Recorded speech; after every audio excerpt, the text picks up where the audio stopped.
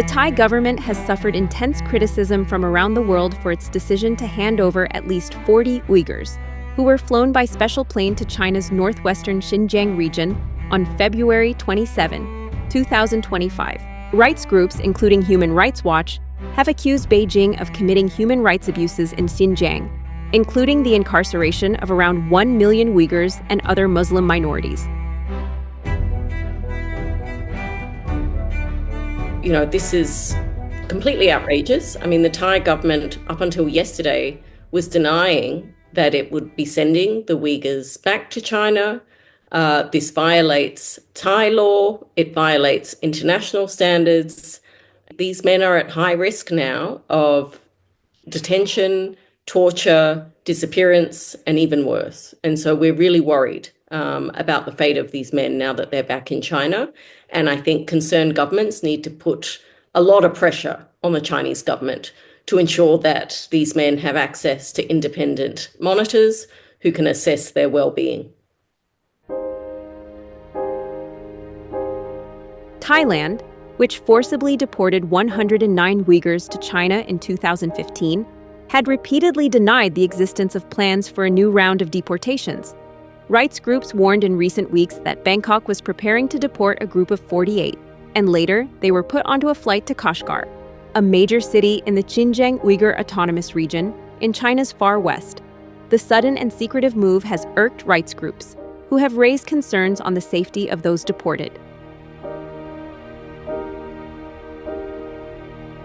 The way in which this occurred, in the dead of night, with no information provided, no information to diplomats, to the UN, to human rights organizations who have repeatedly been asking the Thai government questions about the fate of these men,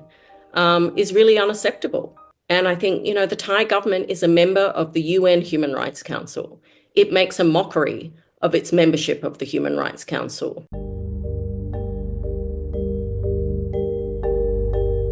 But Thailand has defended its decision, saying China assured them that the Uyghurs would be well treated.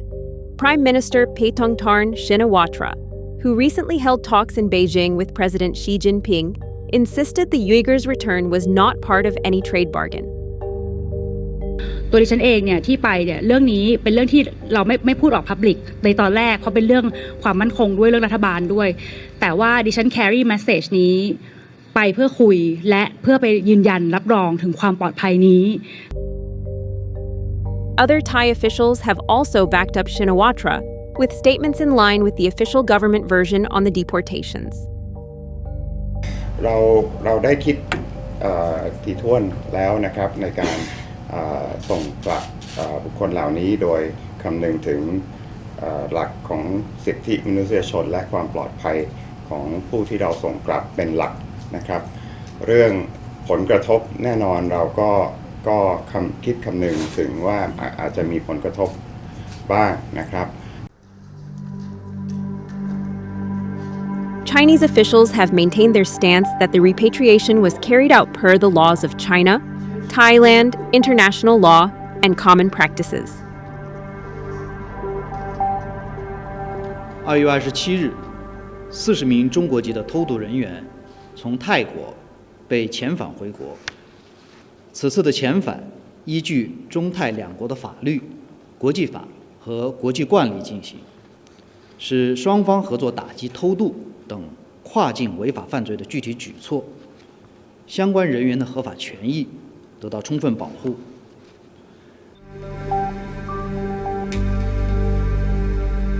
The 40 Uyghurs deported along with 8 others were part of a group of more than 350 Uyghur men, women, and children who left China in the hope of finding resettlement abroad and were stopped in Thailand. Turkey accepted 172 of them, while Thailand sent 109 of them back to China in 2015, triggering a storm of international criticism for the decision. China has repeatedly stated the accusations against it on the treatment of Uyghurs were fabricated. 一些政治势力和机构编造、散布涉疆的谎言，目的就是要搞乱新疆。中方坚决反对打着人权等幌子干涉中国内政，反对借涉疆问题干扰国家间的正常执法合作。有关方面应停止炮制、散布涉疆的谎言谬论。The deportation resulted in the United States issuing a security alert to its citizens in Thailand, warning them of the possible risk of reprisal attacks. U.S. Secretary of State Marco Rubio slammed Thailand, a long-standing ally, in the strongest possible terms. Germany, Britain, the United Nations, and the European Union all joined the international chorus of disapproval. But both Thailand and China have maintained their stance that the deportations were legal, amidst widespread concerns on the safety of the Uyghurs who may face reprisals, including torture or detentions back home.